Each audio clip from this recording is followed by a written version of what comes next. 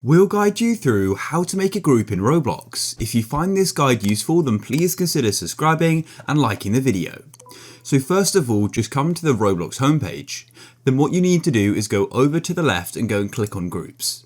After you've clicked on groups, then what you need to do is come over to the left and go and click on create group, just like so.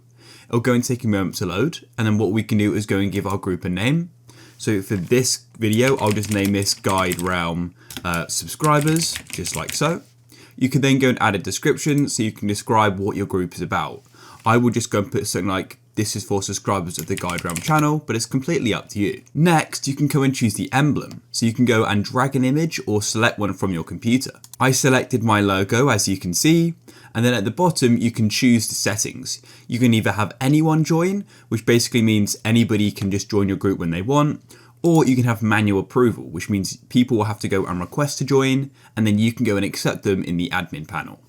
And finally, you can then go and create your group. It will cost 100 Robux, as you can see down here, but if you're sure, click there, and then you can go and click on purchase. I've just had this message here, so I'll just go and change this to GuideRealm community, just like so. I'll come down again, and I'll then go and pay for the group like so. It should only take a few seconds, and we've now gone and created the group.